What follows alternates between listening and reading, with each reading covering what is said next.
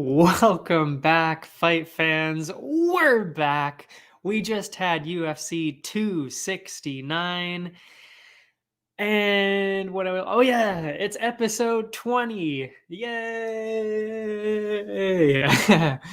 Okay, so today we're going to be talking about, of course, UFC 269, and then we'll talk about the final event of the year, UFC Vegas 45.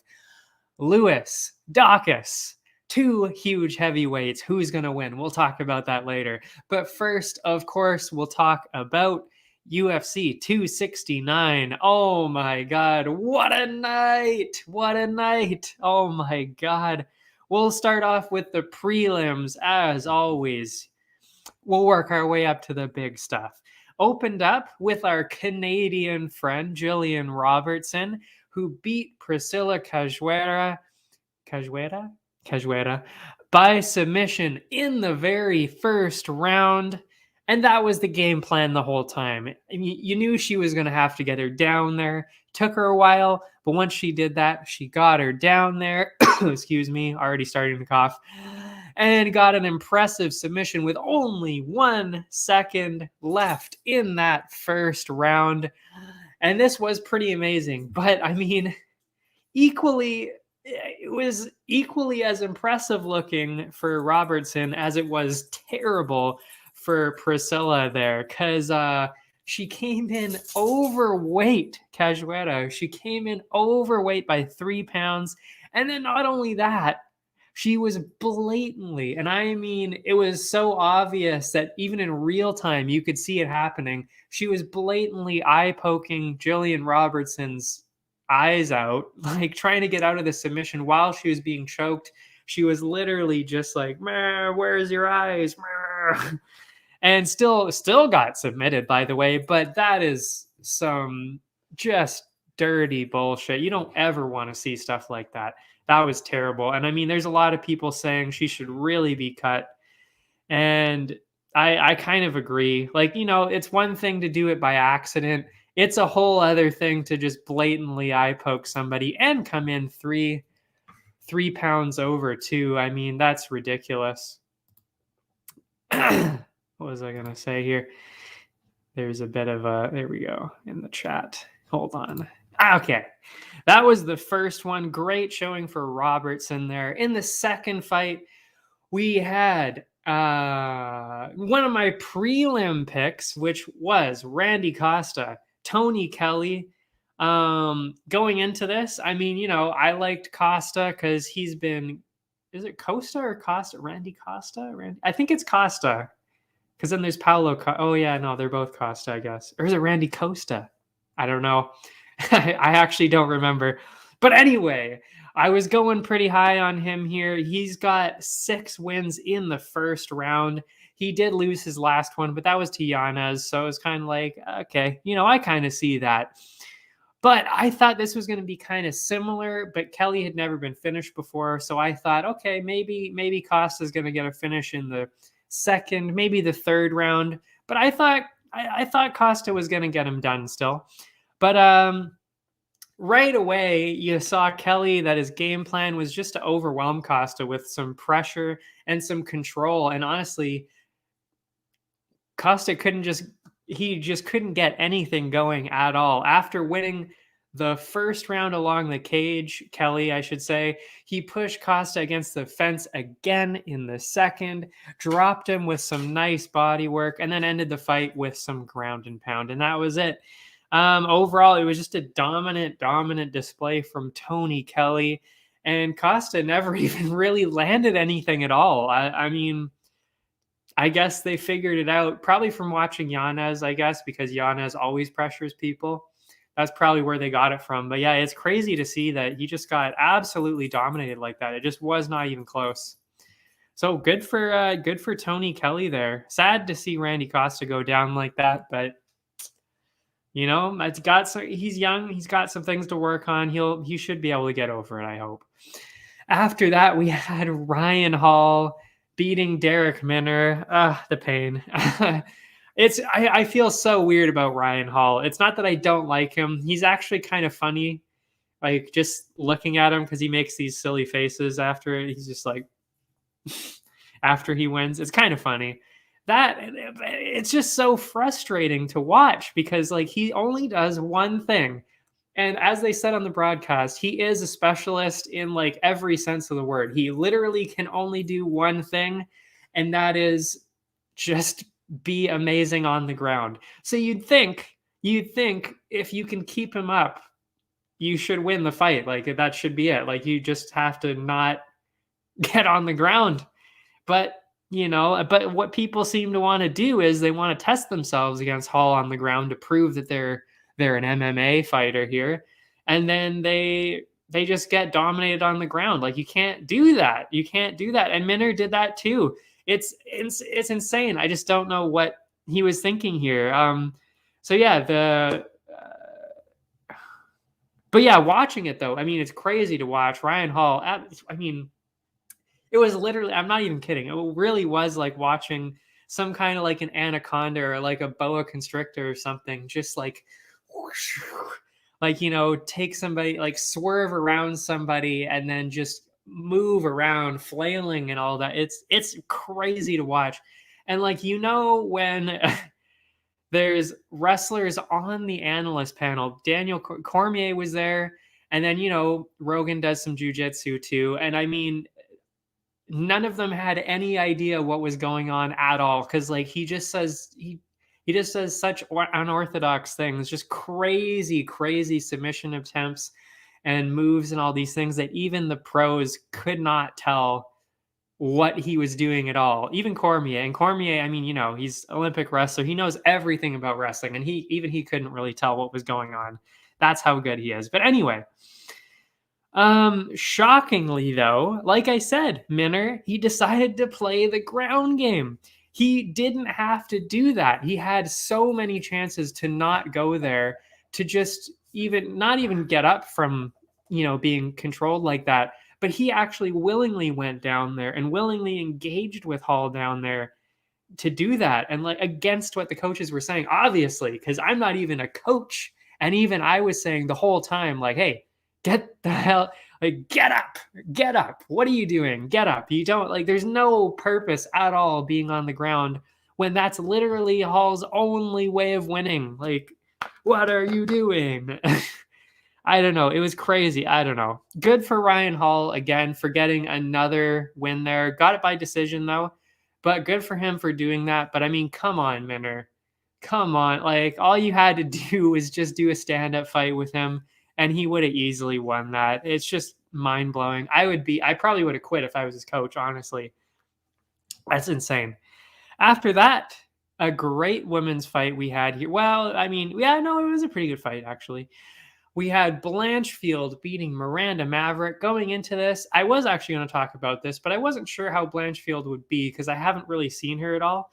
But I did want to talk about Miranda Maverick because I know how good she is. And of course, she got robbed in her last one against Macy Barber there, of course. I thought Miranda Maverick, because she's so good, she's so young, and she's pretty experienced, I thought she was going to win by decision here. I really did. Especially because of that experience. But you know what? I mean, Blanchfield just shut down absolutely everything, controlled Miranda the entire time on the ground, actually. I forget what the ground control time is here. I didn't write it down. But I think it was somewhere over like 10 minutes or something out of the 15. I mean, that's unbelievable, especially considering how good Maverick really is. Yeah. And as I was going to say, the future here, I did write a little part thing. This is from the article, of course, if you want to see the article. It's also linked on the Twitter. But anyway, it's just surprising because Maverick was looking like really a top flyweight contender. I mean, again, she really didn't lose to Macy Barber, so she really should be ranked. And I thought she was going to be fighting somebody in the top 10 next, really. I mean, she's so good. And I do think that she deserves a spot in the rankings after this. And that really, what that tells you is just how good Blanchfield actually is. And what's next for her? I mean, Macy Barber actually was the one who pulled out of this one. So you could redo that. But honestly, we know that Maverick beat Barber. So, I mean, why would you do that? Like, it just doesn't make any sense. You could do that. Blanchfield is clearly going to win that because, I mean, yeah, again, Maverick beat Barber. So there's really no point in making that fight. Otherwise, for Blanchfield, she could really go for somebody like Modafferi. Maybe even all the way up to KGB Lee in there. She's so good. I would really like to see that. She deserves somebody really good. She's gonna be in the top 5 probably within the next year or two. She's just so good. If she can keep it up like this, of course. She is young, so you never know what's gonna happen. We thought that with Maverick too. You never know. The next one was Andre Muniz, Eric Anders, a first round submission again. Not much to say here. Muniz pushed Anders to the fence.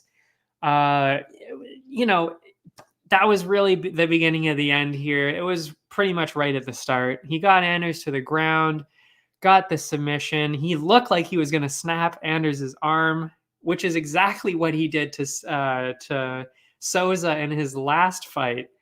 I mean, it was deep. It really looked like he was going to snap it. Even actually, Joe Rogan and a couple of the other guys were like, I don't want to see somebody's arm get snapped. But yeah, just a great win for him there. Then we had Bruno Silva, Jordan Wright, another first round finish. We had a TKO this time. It was a real short, this one, but it was a very explosive with both of them landing a lot of shots. In the end, though, it was Silva that landed the bigger shot, gave Wright the spaghetti legs. He was wobbling all around like a baby giraffe. Got a huge first-round TKO victory. Good for him. They're saying maybe give him somebody ranked next. I'm not quite sure. I'm not sure if I'm at that level yet, but he was good. He was good. Then we had the big boys. My second prelim pick, Augusto Sakai, Tai Tuivasa. Whoa! Finally. Oh, man. You gotta love Tuivasa. Oh, man. And as I mentioned, of course, last week, Tuivasa wasn't quite ranked yet. Sakai was ranked 11th. And Sakai had recently lost his last 2 to Rosenstrike and Overeem. Tuivasa has had 3 first-round KOs in a row. So, I mean, I was picking Tuivasa by this, just based on the momentum. Also, because I knew the height didn't really matter so much because, I mean, Tuivasa beat Struve, I believe, who is over 7 feet tall, I think. Or is he like near the top of 7 or 6 feet? I can't remember. But yeah, so I knew the height wasn't going to be an issue. And that's exactly what we saw here. It was very tight at the start. Neither one of them really wanted to do much. And you know what? That's fair for the heavyweights. I figured that would happen. And then Tai landed a couple of shots to take the first round away. And then in the second, Tuivasa came in hot. Sakai got stuck in the corner there. And then after a couple absolute missiles, Sakai was knocked out cold. He was meme-ified. He was turned into a couple of memes that I saved because they were actually pretty funny. But yeah, knocked out cold really in the second round. And of course, the shoey on top of the cage. And I mean, after that, for the past few, it's like, okay, Tuivasa has been doing very good, of course.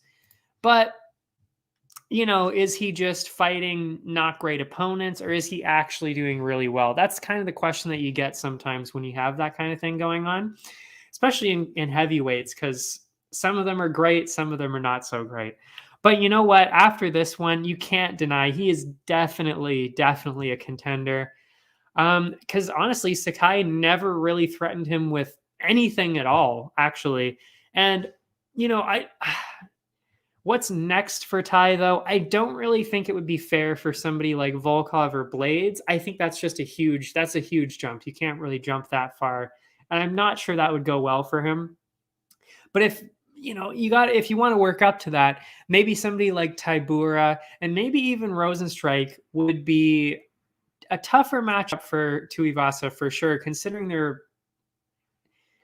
more experienced, they're just a little better than Sakai, obviously, because I mean Sakai lost to Did I say he lost to Rosenstrike there? I'm pretty sure I did. Yeah, he did.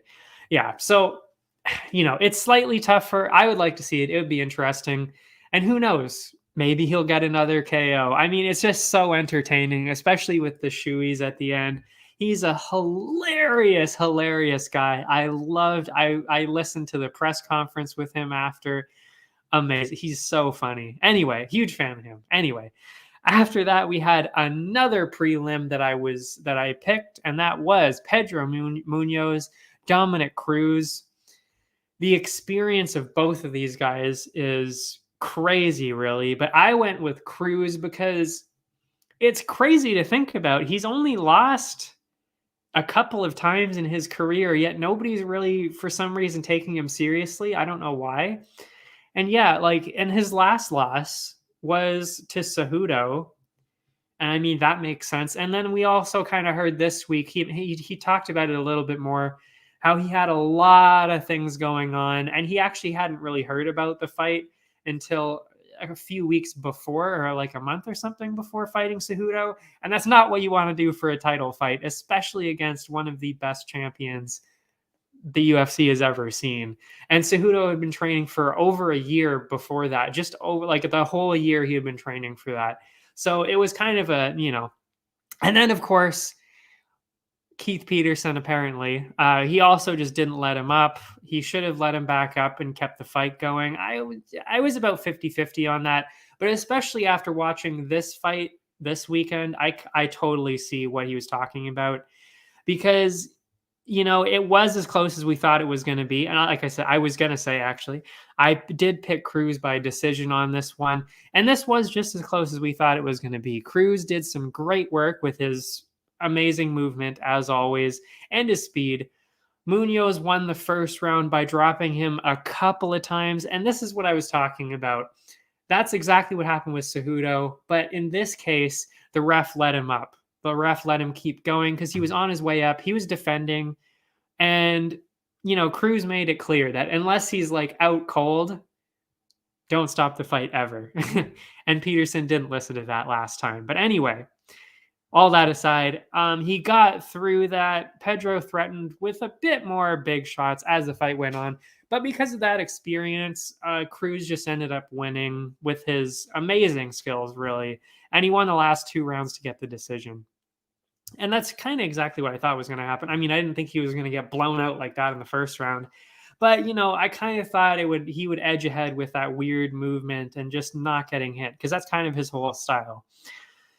And what's next for Cruz? I mean, this is really all he had to do to really put himself back in the bantamweight conversation, really. And there's one name that makes a lot of sense right now, and we just saw him last week. Merab should be fighting Sandhagen. Aldo should fight TJ. And of course, we've got the title unifier. So that really only leaves Rob Font. And that makes a lot of sense. It really does. Because, now where's Font going to go? We even mentioned that last week. It makes a lot of sense. But on Twitter, actually, Sandhagen said that he's always wanted to fight Cruz. I'd like to see that too. I think that would be great. I think Sandhagen would probably win that, but I'd like to see that. It would be a very interesting matchup there. But again, then where does that leave Merab? That's kind of what I was thinking in that kind of logic. Like, what's Merab going to do if he doesn't fight Sandhagen? Because really, Merab should be fighting either TJ, like somebody above him like that. So TJ, Jan, Sterling, or Sandhagen. So yeah, I don't know what they're going to do with Merab. But hey, whatever. Again, there's so many. Bantamweight is so good. There's so many amazing matchups all over the place. Then we had the final prelim of the night, which of course was my 4th pick. I don't usually have 4 prelims to pick from, but there were so many here that I picked that one too. We had Josh Emmett, Dan Ige. This one was razor thin going into it. I mean, you really could have gone either way on this, because Josh Emmett hadn't fought in a while. Ige's been super active. They're both great on the feet. Who was going to win? It was really close. I went with Ige because he's so active, not even just like doing so many fights, but inside the cage too. He's a very active fighter, and he's pretty much impossible to actually finish. So I thought, okay, he's gonna go all the way here, get the decision here. And you know what? It was a rough start for Ige, getting dropped twice in the first round. But like I said, because he's got that toughness, he got through it. He brought it back in the second, for sure won that one. And really, it came down to the third round. So it was really just based on what the judges saw in that third round. And honestly, it was literally dead even for me. I could have gone either way on it. The judges ended up giving it to Emmett. When I saw the stats after, it kind of actually made more sense that it probably should have been Ige. But in the last 10 seconds of the fight, Emmett kind of had a couple more shots in. So maybe that's why they took Emmett. I'm not sure. But yeah, that really could have gone either way. But yeah, so we saw Josh Emmett get the decision there. But you know what? Both of them look great. They both did really good. I wouldn't say that this was enough for Emmett to go way up the rankings. I mean, it was honestly unclear if he even won the fight, so I definitely wouldn't put him too much higher. That being said, he definitely doesn't deserve to be fighting down in the rankings. Since Cater and Chikadze are scheduled to fight soon, we heard about that. That really just leaves Allen and the Korean Zombie. Since the Zombie just edged out the decision to Ige last time, that I think would make a lot of sense. That would be an amazing fight to see. I would love to see that. It just makes a lot of sense. I mean, they both beat Ige the same way, basically, just barely won the decision. As for Ige, he still looked great, and he's also probably getting somebody who's ranked again. Probably obviously, somebody a little bit lower, somebody like Mitchell, Burgos, Caceres. Either one of those, any of those three would be fantastic to watch too. I mean, like, again, that division's great too. Not quite as even as the bantamweights, let's say, but still a very entertaining one to watch. That was it for the prelims. Then we had the main card, which was opened by my favorite fighter, Sugar Sean, versus Raulian Paiva. Yeah, I mean, what is there else to say? Obviously, I had O'Malley by finish. I mean, Paiva, what did I say? He was on a losing streak there. Was he? Let's see. I know I wrote it on here somewhere. Did I write it? I must have written it down. Oh yeah, Paiva. Oh, okay, there you go. He had 3 wins in a row. He beat Kyler Phillips, he beat Zhumagulov, and he beat Mark De La Rosa. So, I mean, again, and Dana White said this too. For those of you who thought, maybe Sugar wasn't fighting real fighters before, which is bullshit, by the way, because he definitely was. There were a couple, Moutinho, okay, fine. Even maybe Almeida, maybe, but before that, he was fighting real people. You can't say that. Anyway, this time, though, Paiva is the real deal. He was ranked up until a couple weeks ago. They actually commented on that in the press conference. They don't actually know why he wasn't ranked anymore. He just slipped out because he was ranked 15th, and then for some reason they took him out of the rankings. I don't know why, but whatever. So yeah, this guy was the real deal. I mean, you can't say that he's not fighting real fighters anymore. He had 3 wins in a row. Kyler Phillips is great. Zhumagulov is great. De La Rosa, but still, yeah. And then after this, I mean, and he gets another first round finish again. It was a bit of a slow start here. This was kind of like the heavyweights, actually. Neither one of them really wanted to make the first move. But that's kind of, that's how Sugar fights people that are actually decent. Because he's not going to do that to Moutinho. He's just going to whip the shit out of him. But, he respected Paiva enough to actually wait a little bit, wait for the counter. And then once he knew he could do that, he used his extra crispy boxing, picked Paiva apart, put him against the fence, and got the first round finish there. Yeah, and I mean, how can you doubt, really, how can you doubt Suga at this point? Yeah, what was I going to say here? And Dana White said it himself. They've basically just got to start paying him more to fight somebody who's ranked. And that's pretty much, Suga said it too. I think it too. I mean, we're talking about money here. You don't want to do that a little bit, but still, you got to pay him more and then he'll fight the ranked people. Give him somebody ranked who's actually ranked like in the real rankings, not somebody who fell off of the rankings. He did his promo at the presser. He did like a little face off with Garbrandt. I thought that was pretty cool. That would be a great fight for him. He's still ranked at bantamweight. Honestly, I don't really think he'd do that well. Honestly, Garbrandt, I should say. I don't think Garbrandt would do that well, especially considering he got knocked out by a flyweight. I mean, Kai Kara France is great. We'll talk about him just after this. But I mean, if you're getting knocked out by Kai Kara France, you're probably going to get completely fucked over by Suga Sean. I mean, he's clearly way more powerful. He's got a wild reach. I mean, yeah, I think Cody Garbrandt would have a pretty rough time with that. But hey, I mean, that gets Suga up the rankings. The ratings on that would be amazing. Everybody would watch that fight because, I mean, everybody watches Suga as it is.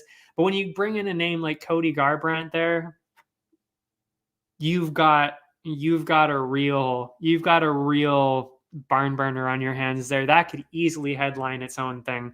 Or again, be on like a main card in a pay-per-view, like the third last one or something like that, or even open it up again. Anyway, other than that, I mean, he wants to fight Yanez. Sure. That we could see that. I mean, Yanez isn't ranked, so why? But, again, it would be very entertaining. I'd love to see it. MMA Twitter has been talking about it a lot. We'd love to see it. But, Garbrandt would be good. And I even said, actually, what I would like to see, though, I would like to see that rematch with Vera because that win, I mean, we all know that win was garbage. So I'd love to see that played back and actually have a real fight this time, instead of what happened last time. I would love to see that. You want to see that play out how it should have in the first place, especially since Vera is really climbing up those rankings now. That would be really cool to see. But anyway, after that, we had, as I mentioned, Kai Kara France, Cody Garbrandt. And I was excited about this one, not just because of Cody Garbrandt, but because I knew how good Kai Kara France was. And I thought it would just be a really amazing matchup. I knew it was going to be close. Wasn't sure which way this was going to go, especially considering, as I mentioned last time, when somebody moves down a weight class, you don't know how that weight cut is going to affect you, especially since we're talking about a bantamweight who's actually a fairly, well, he's not a big bantamweight, but still he's a bantamweight. And then cutting down to flyweight like that, that's a whole 10 pounds. And when you're a pretty small guy, that's actually the same weight as me pretty much. When you're losing 10 pounds like that, I don't know. I don't know, man. But I gave him the benefit of the doubt. I said Garbrandt was going to get the decision here, especially because of that extra power and the experience, of course. I gave Garbrandt the decision here. But it was close until it wasn't. And then, I mean, Kai Kara France stumbled Cody a few times. Really, he was like literally running backwards across the cage after that. And he just kept up the pressure, dropped him one final time, and got a first round TKO win. And I did right. He shocked the MMA community, not by winning, I'll say, because I wasn't really surprised that he won, but I don't think most of us really saw it coming that he really just completely dismantled Garbrandt. I mean, getting a first round TKO and it wasn't even really that close. Yeah. I was definitely surprised by that. Most people were surprised by that because a lot of people had Garbrandt going into this, like I did. But yeah, after that, though, I mean, you cannot ignore Kai after that, especially since we're talking about, a bantamweight coming down. He did that, especially against a legend, a former champion too, actually, like Garbrandt, doing that. And he's only got 2 losses here to Brandon Royval and Brandon Moreno. So what I'm thinking next for him, why doesn't he try and get both of those losses back? They're still both in the top 5. So why doesn't he go Brandon Royval next and then Brandon Moreno after that? I think that would be a perfect game plan for him. And I think he can actually he can win the first one for sure, I would say. He can beat Royval for sure. Moreno, I'm not sure. And I'm not even saying if Moreno still has the belt that he should do that. I mean, yeah, that would help a lot. But I think he should actually do that either way because, again, you want to get those losses back. If not, I mean, like I said, I do think Brandon Royval is the perfect person for that. But maybe after he wins that one, then he can get a belt, whether that's Moreno or Figgy, as we know they're fighting again. But yeah, as for Cody, honestly, it's hard to tell what happened here. It's either, I think it was everything together. I think it was partially because of the weight cut. He's saying that he felt amazing and that the weight cut was easy. I'm not sure if I believe him. Most of the other people were kind of doubting that a little bit too, because again, you're talking about going down from bantamweight to flyweight. That's really hard to do. But whatever, that's his thing. If he wants to stay at flyweight, he'd probably be fighting somebody that's really exciting, somebody that's becoming a name. So I was saying Manel Kopp. That makes a lot of sense. That would be exciting. Kopp is on his way up. He's a slightly, he's getting a bigger name out there after what he did a couple weeks ago. And following that same logic, because again, when you're Garbrandt, you need to give him a big name or else it just doesn't make sense because he is a former champ. So you give somebody like that, an exciting name to talk about. So for bantamweight, again, as I mentioned, Sugar Sean would make a lot of sense. I mean, he's obviously one of the biggest names in the bantamweight division. So that makes a lot of sense. And also, like I said, he's ranked, I think, 7th or 8th in the bantamweights. So he'd be fighting down after losing a couple times. And Suga would obviously be fighting up because he's now ranked, I believe, 13th. So, it makes a lot of sense in the rankings too. And they were doing their promo and they were talking a little bit of shit online. So, it just makes a lot of sense. I'd like to see it. But like I said, whatever. If not, because bantamweight is so stacked, he can fight down. I mean, he could fight Cruz. He could fight Moraes. Cruz would be a rematch too. That would be amazing to watch. But yeah, he could fight Moraes. He could fight Vera, as we talked about earlier. He could fight Yadong. He could fight Frankie Edgar. They would all be big names for him. They would all be great matchups. He's going to struggle to win against any of those guys, considering what's been happening, but it would still be really entertaining to watch. And I mean, all of us would love to see that. After that, we had a little bit, a little dip in energy here. Jeff Neal, Santiago Ponzinibbio. I don't know why they're doing this because that really should have opened up the main card, but whatever. The UFC has been a little weird on their pay-per-views recently in terms of where they're putting people. But yeah, we had another razor-thin matchup. Really, this could have gone either way. You had Neal in 12th, Ponzinibbio 14th. Neal lost twice in a row to Magny and Wonderboy. Santiago only had one loss since 2015, and that was earlier this year. So because of that, because he only had the one loss, I was going with Ponzinibbio on this one. And you know what? It was completely dead even the whole 15 minutes. The only moments that really stood out is Ponzinibbio got a takedown in the second round, and Neal got a late flurry in the third round. So, I mean, even again, the analysts were saying it too. It was hard to see who was going to win this one. It really could have gone either way, which is why it ended up being a split decision. I was on the wrong side of that. We lost this one. Jeff Neal defeated Santiago Ponzinibbio by the split decision. But hey, I mean, you got to do something. I mean, I've never been in a fight Maybe I will eventually. That would be cool, especially when I'm famous, I'll go in like a celebrity MMA fight. That would be pretty cool. But I'm definitely not trying to leave it to the judges like that. If I think I'm losing or if it's even close, you got to do something. Even if you get clipped or something and you kind of fuck it up, like you don't want to lose by a split decision like that because they couldn't tell who was winning. I mean, come on now. Anyway, that's just me talking. After that, we had the shock of MMA history. Amanda Nunes, Juliana Pena. Obviously, I had Nunes going into this. Like, literally every single person on the fucking planet, I had Amanda Nunes going into this. But you know what? And I will say the first round, if you didn't get to watch it, the first round, the power difference was very clear. The double champ, I should say, she landed 2 knockdowns in the first couple minutes. So, I mean, already right away, everybody was like, okay, well, this is going to be done soon. Because you don't get 2 knockdowns like that and start blowing it. Like, that doesn't happen.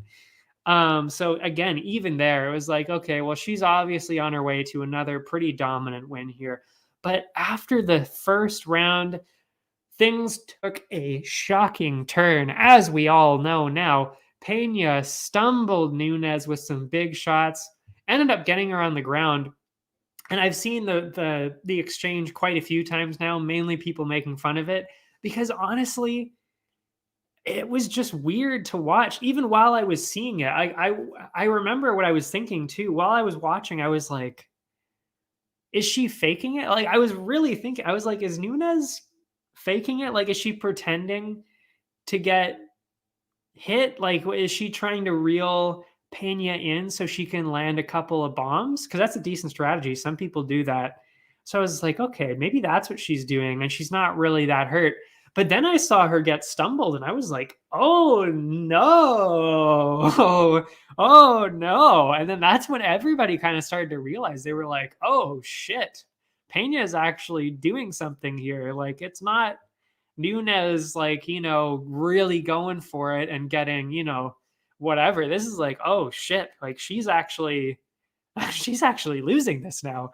Yeah, got her on the ground, and then weird submission too. Again, that was so weird too. It was just the weirdest couple minutes I've ever seen. It was like, what is happening? Like the whole stand-up thing, and then on the ground, and then tapped to something that didn't even look deep. It was just weird, and it wasn't even under the chin. We saw a replay.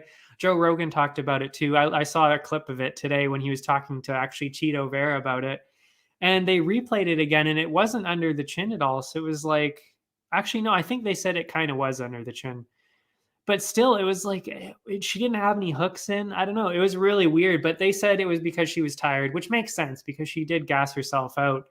But still, it's like, it's just so shocking to see somebody like that lose that easily. And I think all of us kind of agree, and they said it in the broadcast. I mean, it's got to be the case. She just, for one, probably didn't take her seriously because she's been winning so easily for literally 7 years now. She hasn't really even had a challenge except for Shevchenko, of course. But other than that, she hasn't really even had much of a challenge. So it's like, maybe she was taking it for granted, thought that she wasn't going to feel any power coming back from Pena, and then got surprised. And she wasn't necessarily training as hard for this one, probably. That's kind of what we're all thinking, because it's like when you gas that easily, because it was only the second round, and she wasn't necessarily, really like putting on all the activity, really. So yeah, it was just weird. So we're all kind of thinking that that's kind of what it is. She kind of just didn't take it all seriously, didn't take the power seriously, didn't take anything seriously, didn't even really train properly. That's kind of what we're thinking here. So what's next? I mean, I think it's pretty obvious what's going to be next. A very clear rematch, because I mean, Like, nobody else is even close to being a challenger. So, and I mean, Nunes is dominant for so long, it kind of only makes sense to give her a rematch. So, I mean, that's a very, very clear rematch to have. And I think Pena is going to have a much harder time next time, because now you're talking about Amanda Nunes, who just lost a fight by really not trying hard enough. So now she's going to try real hard, extra hard to get it back. And that is a scary, scary proposition. I would not want to be Pena in that fight. Yeah, so I think we're going to see a very scary Amanda Nunes next fight, and I cannot wait for that.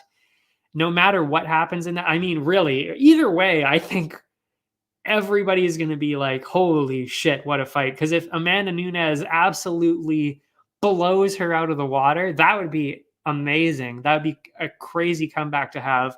But if Pena somehow wins again, I mean, you know, the MMA world explodes again. I think that would honestly be more shocking than her losing the first time. Really. To lose twice in a row, that would be crazy talk. Yeah, I can't wait for that. I mean, you know, that's just going to be insane. And of course, finally, we're going to stop talking about this. We have the main event which was Charles Oliveira, of course, Dustin Poirier. I don't know why most people weren't taking Oliveira seriously.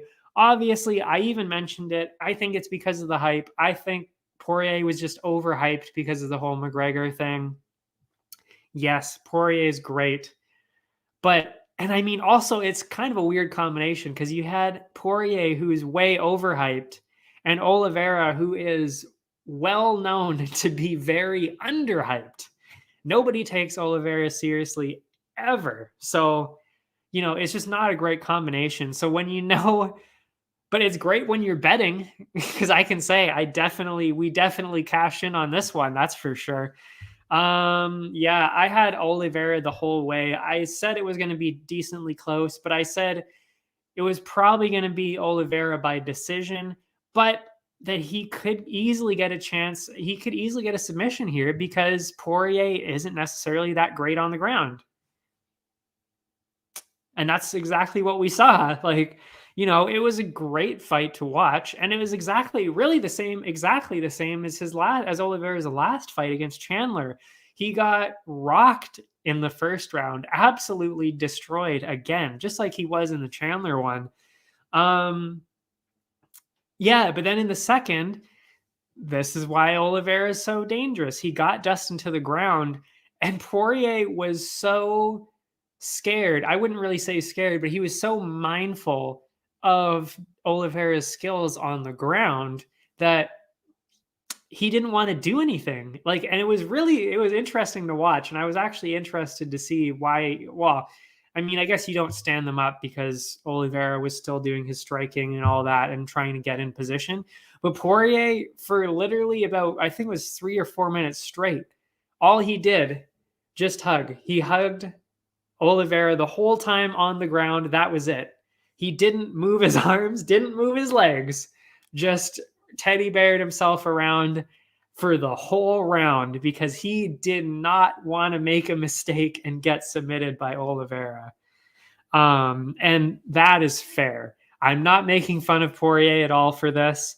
That is pretty much the only strategy. You just can't get taken down by Oliveira. That's just not you. If you're down there and if you're not Khabib basically, or somebody that's like that, like Islam even, unless you've got those kind of skills, if you're on the ground, you're probably completely fucked. So he knew he lost the round. So he just tried to stay safe and get to the next round, and that's what he did. Great strategy. But, you know, Oliveira used those jiu-jitsu skills again, got him down to the ground yet again, and he couldn't hang on this time with the bear hug. And Oliveira got that legendary submission, one of those other legendary submissions, and increased his UFC record for most submission wins, got another one there, and defended the belt for the first time. And honestly, I think he's going to have this belt for quite a while, because the only person that I thought was actually going to be a problem was Poirier. And he did it fairly easily, except for that first round. So what's next? I mean, it seems like everybody kind of agrees Gaethje is next. It's pretty much really all but signed. Gaethje wants it. Oliveira says that would be great. Dana White mentioned it quite a few times now because people ask him all the time. And he always says Gaethje makes the most sense. So that's probably what we're going to be seeing. Because, I mean, who else really? People are saying Islam, but I mean, well, Islam's fighting Beneil now. So maybe after he beats Beneil, then that would make sense after that. But until that happens, we're seeing Gaethje and Oliveira. And honestly, I really don't think he's going to be doing any better than Poirier did. Honestly, I think he's going to do worse, because I think Poirier is better than Gaethje. I think he's way better than Gaethje. So I just can't see Gaethje standing up to that. Yeah, I think it's going to be the same thing again. Basically a similar thing to what happened with Gaethje and Khabib. He's just going to get submitted again. I really do. I think that's exactly what's going to happen. But who knows? Maybe he's actually going to finish Oliveira in the first round, like Chandler tried to do and Poirier tried to do. Who knows? But that'll be what's next, I'm sure. Oh, yeah. Before we move on, I would also like to say, what should we do with Poirier? He's saying maybe going up to welterweight.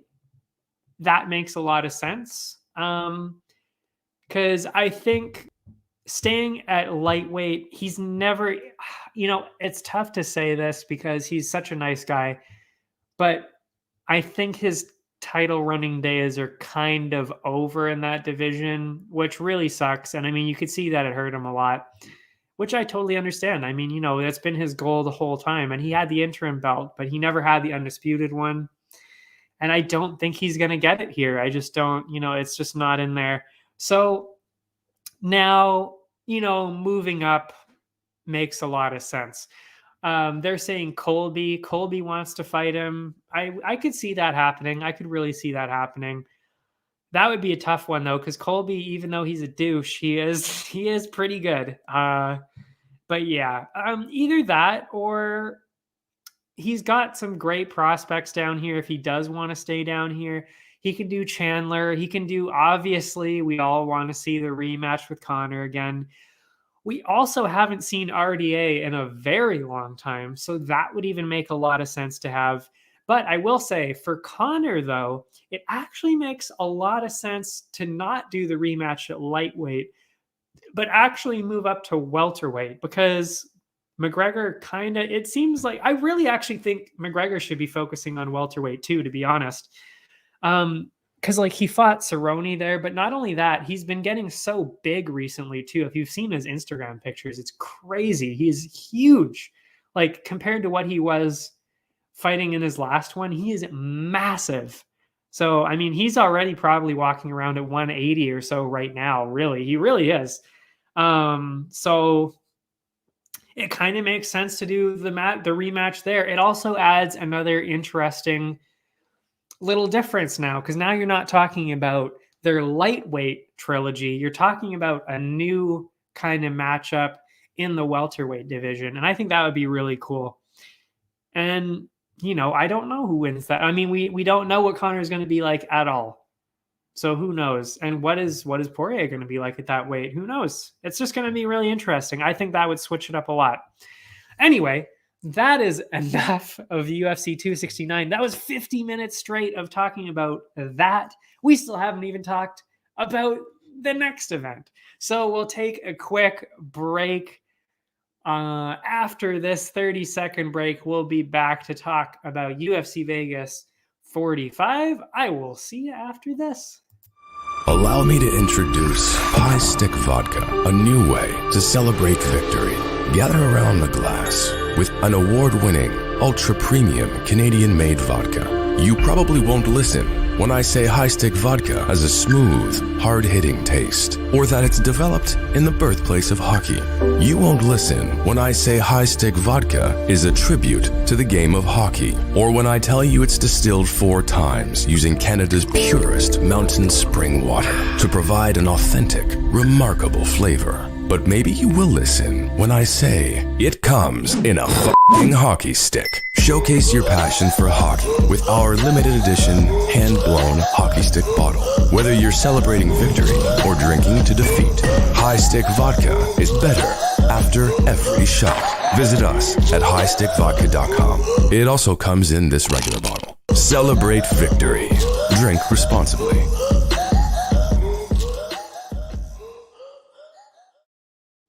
And we're back. So now we will talk about UFC Vegas 45, Lewis and Dawkins, and we'll start off with the main card as we always do for that kind of stuff. First off, we've got Darren Elkins, Cub Swanson, two UFC legends right away in the featherweight division. Elkins started his career all the way back in 2010. And then he went through, he's had a lot of success, obviously, or else he wouldn't still be here. Then he had a 4-fight losing streak, 2018 to 2020, which just ended with 2 wins in the past 13 months. So that's pretty good. Swanson was actually part of the WEC before the merger, of course, and fought there since 2007. So, really, both of these guys, experience does not even do justice to what that is. That's crazy. Well over a decade. Well, in the case of Swanson. Anyway, he's also had a lot of success, but he also had a 4-fight losing streak that ended with a couple of wins. So both of these guys are in the exact same position right now, except for the fact that Swanson just lost his last one to Giga after getting a nasty kick, as they call it, the Giga kick, nasty kick to the body a minute into the fight. And that was devastating. You don't normally see kicks. You don't normally see body KOs like that. That was disgusting. Anyway, so, to me, this is actually a very tough one to choose because they've got the same experience, very similar record, similar age, similar reach. The only thing that is for sure is this is going to be fireworks, and you do not want to miss this fight. Now, that being said, I am a fan of Cub, but because we see that Elkins is on that 2-fight win streak, and his last win was to Minner, who I just talked about against Ryan Hall there, I'm giving a slight edge to Elkins. So I actually kind of think that Elkins is going to win this. And that's important here because he is definitely the underdog in this case. Heading over to Bet99. Where's my banner here? We've got the banner. There it is. Moving over to Bet99, we've got Swanson at -200 right now. Elkins at +162. Honestly, I don't really know why it's this one-sided.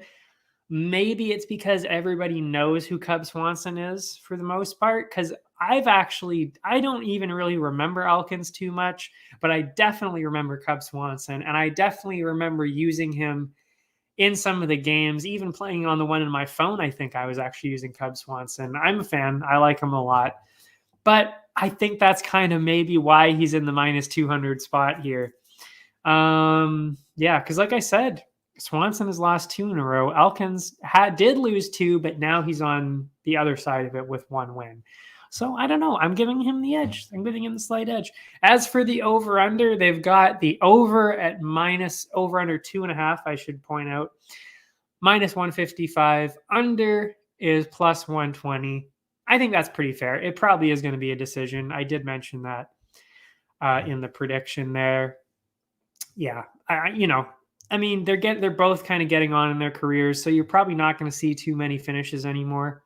So it kind of makes sense. Also, they're both pretty tough. So, that makes sense. After that, you've got Diego Ferreira and Mateusz Gamrot, another Very exciting matchup. You've got an exciting new contender, Gamrot, and he's trying to get into those lightweight rankings against the number 12 ranked Ferreira.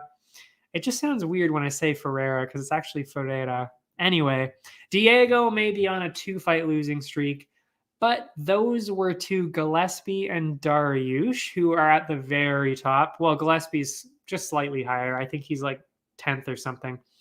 But before that, he had a 6-fight win streak, including one over Anthony Pettis. That's exactly where that thought was going to end. He had a 6-fight winning streak, including one over Anthony Pettis. Gamrot, though, is on his way up with only one loss in his entire career, and that was in his opening UFC bout, and it was by split decision. So split decisions, those are the shakiest, really, of all the losses or wins, I guess. So really, you could say that he might have won that one too, and that's his only loss ever. Since then, he won 2, and both of them were early finishes, including a first-round one over Jeremy Stevens. So, I mean, you can't underestimate a ranked fighter like Ferreira, but when there seems to be a lot of upward momentum going on here for Gamrot, especially since, like I said, Diego's kind of on his way down. It's going to be entertaining, but I think because of his record, I'm going with Gamrot.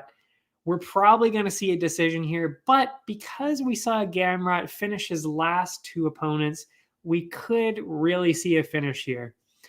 But I'm saying the most likely thing is probably a decision, but we'll see. It's going to be very exciting. As for the odds, they have Ferreira at plus 154, Gamrot minus 189. That's pretty fair. Obviously, I'm still going to throw some money at it because I really do think Gamrot is going to win this. But, those are fair odds, I would say. For the over-under, it is at 2.5 rounds, of course, at minus 167 for over. Under is at plus 130. So that still makes a lot of sense because, like I said, they're most likely going to be going to a decision here. Because, again, you got to remember, too, that if you're ranked, you're not necessarily going to be the easiest person to finish. So you got to remember it. You got to think of it like that, too, when you're doing these over-unders, especially. Unless, of course, you're talking about somebody who literally only gets finishes, which is why I said maybe Gamrot gets one here, but I'm not sure. As for Assunciao, the next one I should say is Raphael Assunciao and Ricky Simone.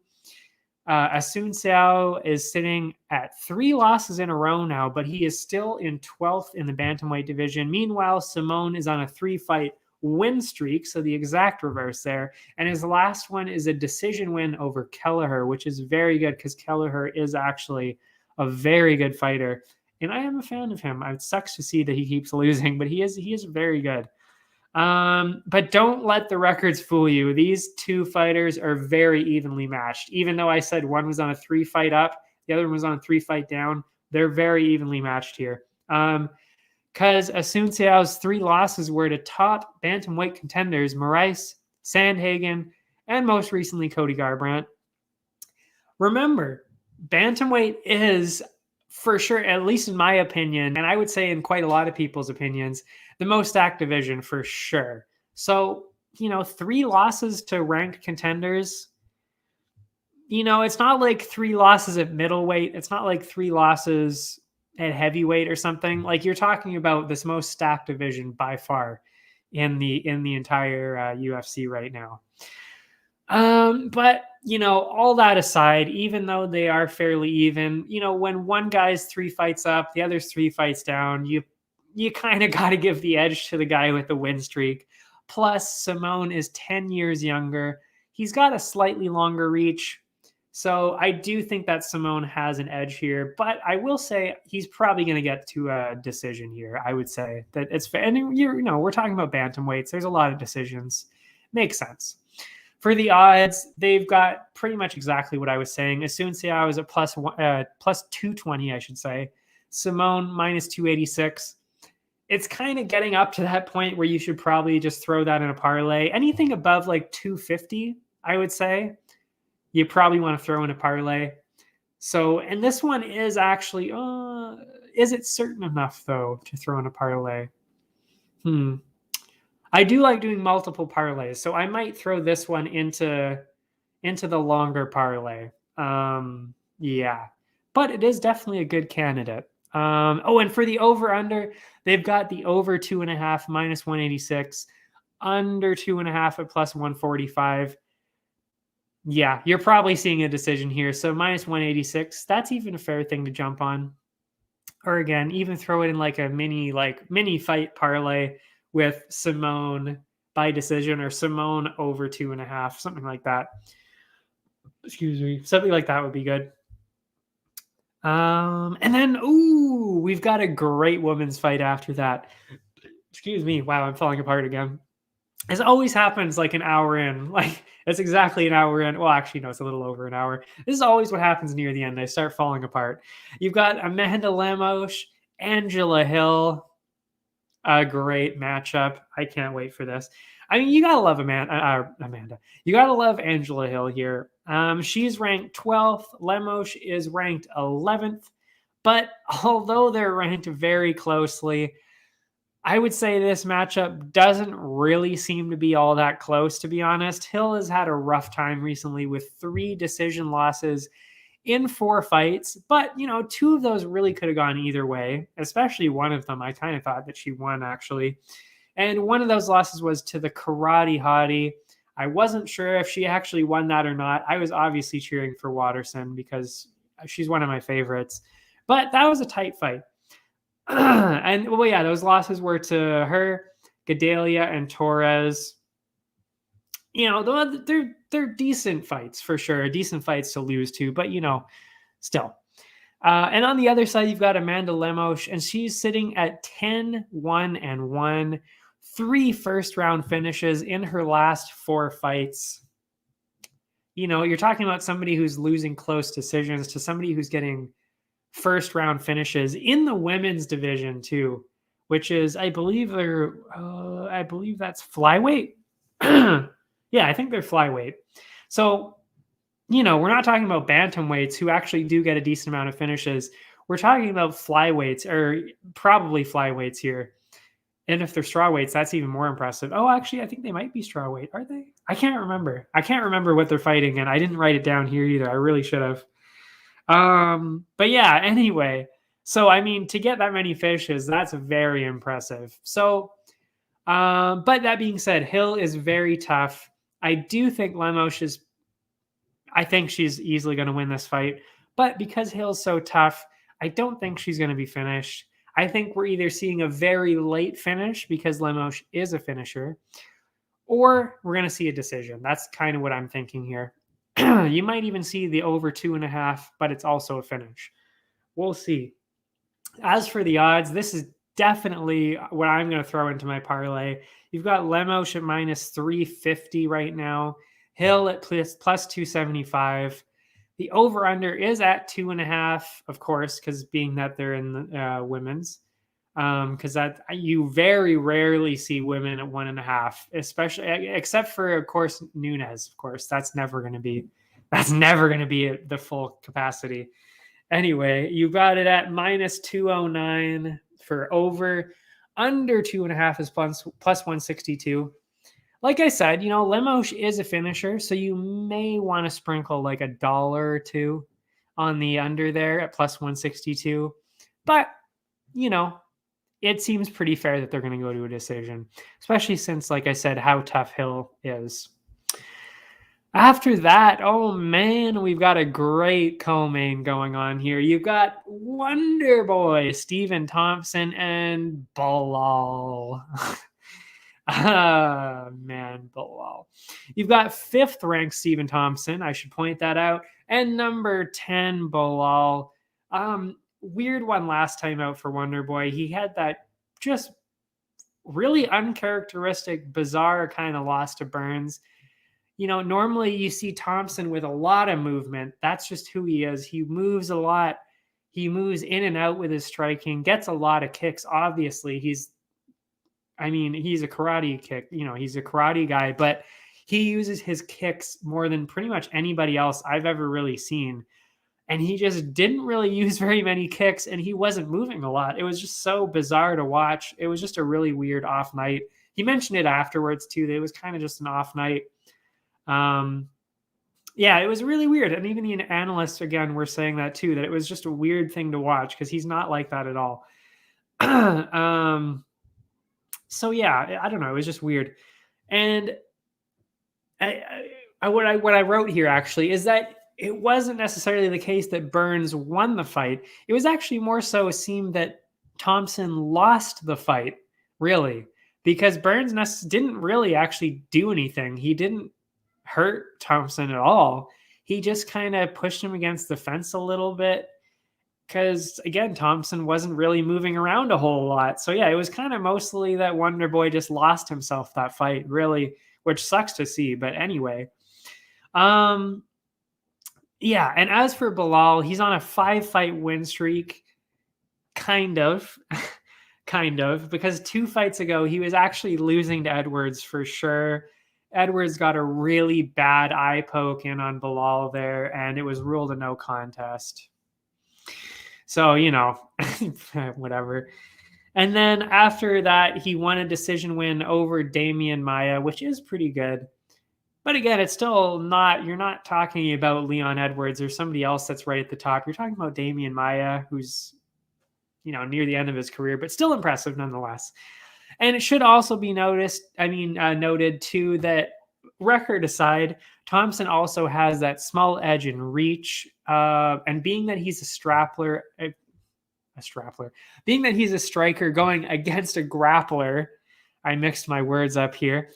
Because Belal definitely is a grappler. Having an edge, a reach and edge. Wow, what the fuck am I saying? Having an edge and reach like that really, really helps a lot, especially in that exact style that Wonder Boy uses, that karate style with all the kicking, the moving in and out. Having that edge really helps a lot. So I'm saying Thompson by decision. He hasn't really gotten any KOs recently, so I'm not expecting anything like that. But I definitely, we're probably seeing the decision here. Either way, honestly, because there's no way that Belal's finishing Wonder Boy. I can tell you that. Yeah, so we're probably seeing a decision here. As for the odds on Bet99, they've got -225 for Thompson. Belal is at +180. I think this is honestly, actually, I'm confident enough with this that I would actually put this in a parlay, which would actually greatly lower those odds, by the way, because normally I put parlays that are 300 something together, all those together. So if you're talking about -225, Lemos, you throw in there -350. Who else is on here? We're going to talk a little bit more about other people. Tafa is another person I was going to choose. -334. Pennington, maybe. Oh, actually, no, I wasn't going to go with Pennington. So, you've got a few good ones there that'll bring those odds down a real nice for you. Oh, and then the over and the plus minus. The over under on this one is over under 2.5, -286 on this one. So they're really, really seeing that decision. You might even want to throw that into the parlay because I'm pretty confident that no matter what happens here, we're seeing a decision here because neither one of these guys is a finisher by any means whatsoever. They both get a lot of decisions. So you're probably seeing a decision here. And finally, you've got the main event with the big boys. It is 2 power punching heavyweights here. Not even just 2 heavyweights. We're talking about 2 heavyweights that like to absolutely blow people's brains out. You've got the Black Beast, Derek Lewis, fresh off of his loss against Gane, which was very one-sided. And you've got Dawkins, who's on a 5-fight win streak with 4 first-round KOs and 1 in the second round. So very much a finisher as well. And there's absolutely no surprise here whatsoever what the strategy is for both of these guys. They're both trying to get a KO. We're not going to be seeing too much wrestling or grappling here at all. We're seeing a lot of KOs. We're going to see a KO. And really, either way this goes, we're seeing a KO because Lewis, not somebody who fights 5 rounds. He is exhausted by the middle of the second. So we're not seeing 5 rounds here. Yeah. What was I going to say here? Oh, yeah. So how do we kind of separate these two here? You've got Lewis, who is always on the edge of the weight limit at 265. Dawkins is usually under that. So, we're talking about Lewis, who has probably a weight advantage. He has the slight edge in reach here too. Lewis also has a very good chin. He frequently gets hit hard and doesn't get finished. Of course, except for with Gane, but that was more of a momentum kind of thing because Gane just overwhelmed him with a lot of punches, and that's not usually what happens in heavyweights. So that was just unusual, and I don't think Dawkins can necessarily do that. So, I think he'll be able to stand up to Dawkins' power a little bit better, whereas I can't really say the same thing about Dawkins because Lewis's power, I think, is pretty much unmatched unless you're talking about Ngannou, who is obviously the heaviest hitter in the world. Actually, it's been scientifically proven. And I think Lewis would probably be top 5 in that as well. And I don't think Dawkins is anywhere close to that. So, as I said, you're basically guaranteed to see a KO here, especially since it's a 5-round fight. So, yeah, as you can tell by the over-under, which I'm going to say, it's going to be a short one here. For the odds, it's pretty close, I would say. Oh, yeah, by the way, again, I'm going Lewis on this because he's, like I said, he's probably got the edge in weight and in reach and in power. So I'm giving the edge to Lewis on this. But the odds say otherwise. Lewis is at plus 114 right now, which is still close. And Dawkins is at minus 140. So, you could go either way on this. I'm going the underdog here, which is, I see why Lewis is the underdog because he got just absolutely dismantled by Gane. But you're talking about one of the best heavyweights the UFC has ever seen in Cyril Gane. So, that's not really a fair comparison. And then, Dawkins with all those first and second round finishes, I see what they're getting at here. But when you're talking about two people that do the exact same thing, who is better at what they do? Who is the better power puncher? In this case, it's got to be Lewis, for me anyway. So that's why I'm going with him. And the over-under on this is at 1.5 rounds. So they don't think this is even going to get out of the second round. I'm not quite sure about that. So over is at minus 128. Under 1.5 is at plus 100. Honestly, I'm thinking of probably putting a little bit on the over because 1.5 rounds, that's tough to do when they're both,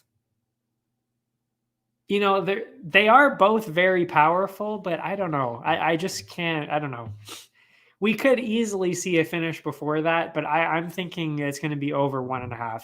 Maybe at the end of the second round, maybe even in the third round. But yeah, I don't know. Either way, we're seeing a KO for sure.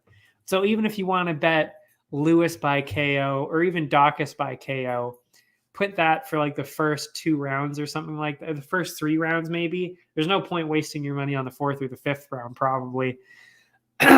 So yeah, that's my advice for that one. But honestly, yeah, the odds are very close on that one. Yeah, I'm going with the underdog, of course. And I've got a few actually, I should say, of prelims to talk about. And then we'll be wrapped up for this one. I know we're going so long, but I mean, UFC 269 was so crazy. We had so much to talk about. The first prelim I want to talk about, I'm surprised this is actually a prelim. It is Raquel Pennington, Macy Chiasson. I mean, if you've been watching the UFC at all, then you definitely know who Raquel Pennington is. She's been around for a very long time. All the way back in 2013, I wrote here. She's fought Holm twice. She's fought Andrade twice. She's fought Tate, Durandamy, and Nunes. Those are all of her losses. But they were all decision losses except for a 5th round loss to Nunes. So she is very, very tough. even though, like I said, she did lose those, she did take all of them to a decision. So that counts for something. And she has that experience. She's fought all of them. As for Chiasson, she spent almost her entire career actually in the UFC. She got here in 2018. I think actually she only fought twice not inside the UFC, which is crazy to think about. I think that was it. It was either 2 or 3 times. And she's only lost once, and that was to Lena Landsberg. That was that was a while ago. But her only fairly high-profile win was in her last one. That was Marion Renault. Watch out, Loki. I don't want you to unplug the computer or something. No. He's being an idiot right now. Stop. Okay, in terms of the experience, there's a very obvious choice, which is Pennington. But Chiasson does have a lot going for her right now. The one obvious difference that certainly favors Chiasson is her reach. She's got a 5-inch reach advantage. Be very careful. He's lying down. I really don't want him here at all, but whatever. Because my computer actually unplugged right before this for the first time ever, so I don't want it to slip out again. As I was saying, I've flipped back and forth on this a couple of times, actually. In the end, Pennington doesn't tend to do well against lengthy strikers. That is my tip on this one, because I looked up the reach of all of her losses and even a couple of her wins. She does not do well against people that have a huge reach advantage on her. And that includes Holm had a huge reach advantage. Durandamy had a huge reach advantage. Nunes obviously had one. And Tate also had one, I think. And Andrade probably not, because she's pretty small. But yeah. So considering Chiasson has a 5-inch reach advantage, which is pretty big when you're talking about women in the bantamweight division here. 5 inches is quite a bit. So I'm saying that is going to get her through the decision here. That is my prediction here. I didn't know where I was going with that sentence, but I found it. For the odds, you've got Pennington at -189, Chiasson at +154. Obviously, that is because of the crazy amount of experience that Pennington has.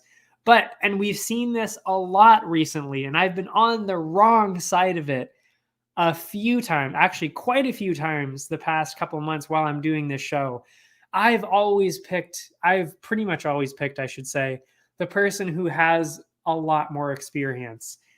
And I've ended up losing quite a few of those. And I think this time I got it right. I think this time the person with more experience is going to be on the wrong side of this. I think Chiasson is going to be ahead on the cards at the end of this. But again, it's so tight. But considering those odds, you might even if you don't trust me on this, you might even want to throw some money at the underdog because it is very close, and +154. Those are very good odds for a fight that's this close. As for the over-under, obviously they're favoring the decision here. Over 2.5, -286. Under 2.5, +214. You might even want to put that as part of a parlay because I really can't see any possible way that either one of these two is getting a finish. So yeah, you're pretty much guaranteed to see a decision here. The next prelim that's actually right after that is a very exciting one, especially for us Canadians. You got Charles Jourdain and Andre Ewell.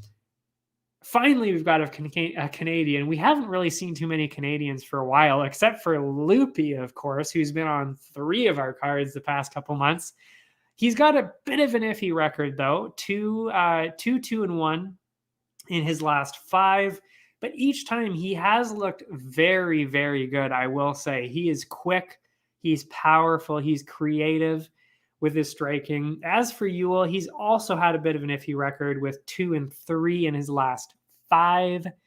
Not great. But there's one significant difference, and that is Ewell's substantial 6-inch reach advantage. That is a pretty big reach advantage. Again, this is actually very similar to the one I just talked about. I am very conflicted on this one. I want Jourdain to win. Obviously, I'm Canadian, and he's a nice guy. I follow him on Instagram. He's a fun guy. But there's something telling me that he's going to lose again, and I feel really bad saying this. Maybe it's because he's just had terrible luck. Like, he has the worst luck, because I swear he won at least one of those decisions that he technically lost. If not even the draw, that probably could have gone his way too. I mean, it's a draw. Yeah. He is also the favorite to win, which I will get into that. But again, there's just something telling me that he's going to lose. I just feel like he's going to lose. Maybe it's Ewell's reach.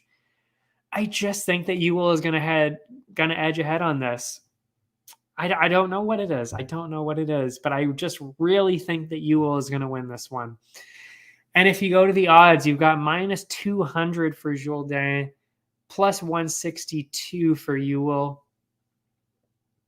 Again, it's not plus 162. That's great odds for it being close too, because I definitely don't think it's warranted to be this one-sided. You might want to put some money on the underdog anyway. But like I said, I really do think that Ewell is probably going to edge ahead on this.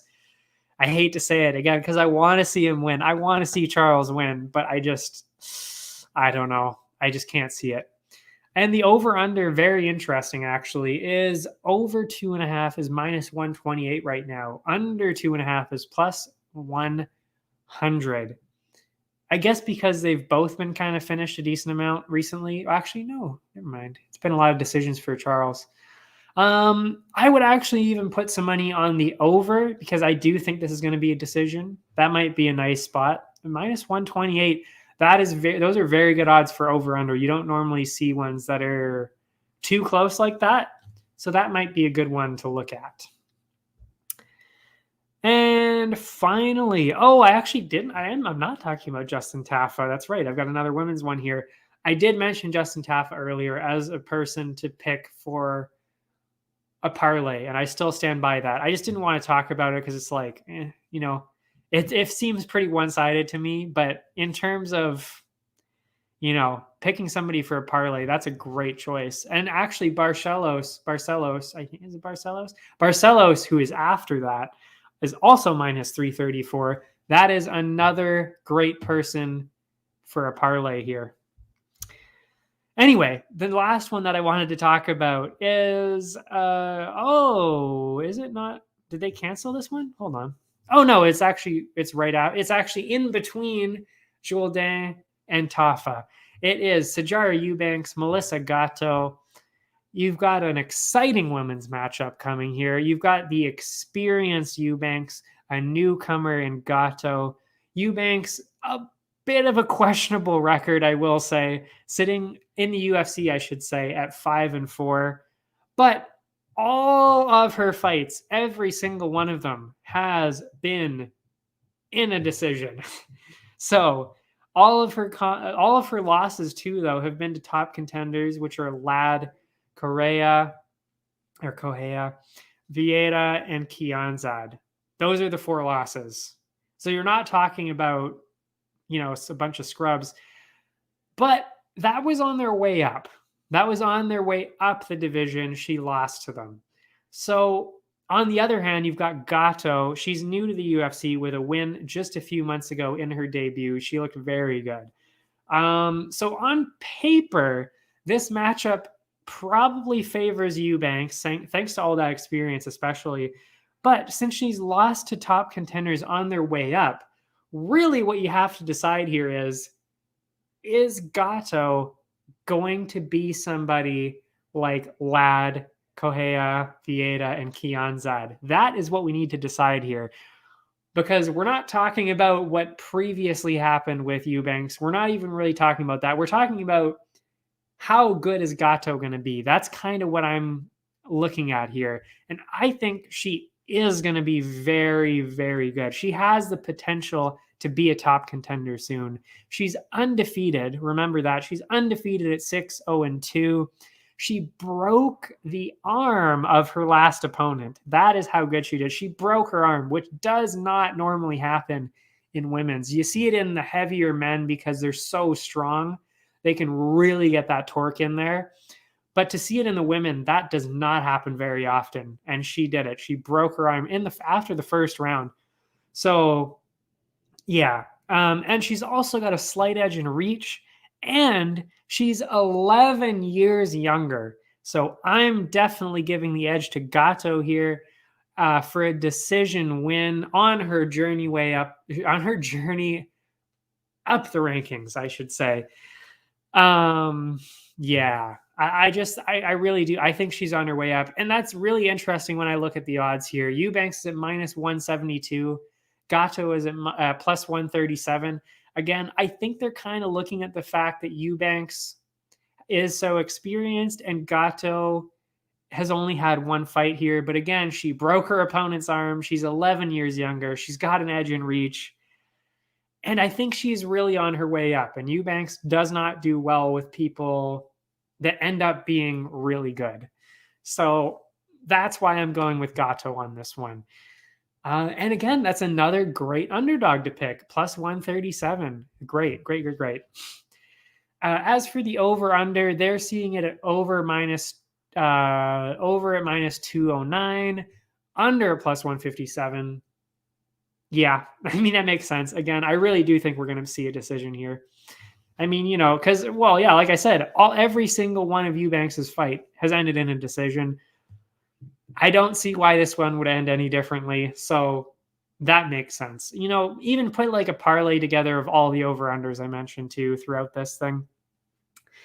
Put that in part of a parlay too. Lots of parlay opportunities, actually. But yeah, that is it. It was a long one today. An hour and a half. Oh, we got a comment here. Merry Christmas. Welcome to the Cheeto Show. I'll put that up. Merry Christmas and Happy Kwanzaa. I was wondering your thoughts on the Kinesa? UFC prospect Ice Swallow. He's fighting. I don't. Oh, I see. Ice Swallow. Nice. Welcome to the Cheeto Show. Good one. I didn't fall for it, though, but I will throw it up there because I don't usually get very many comments. And Merry Christmas and Happy Kwanzaa. Anyway, that is it for the show today. We'll be back next week after this one, and that'll be our last show of the year. And then, of course, we'll be back in mid-January with the next ones. I will see you next week. Oh my God, where's my things here? If you want to get the deal with Bet99, you can get the $600 instant match bonus. I will show you right after this. Oh, and of course, all the other sports on Area 51. They've got hockey, they've got football, they've got soccer, they've got everything. And all my socials are down below. Instagram, Twitter, everything. Twitch, what have you. Even the YouTubes are on there. I will see you next time.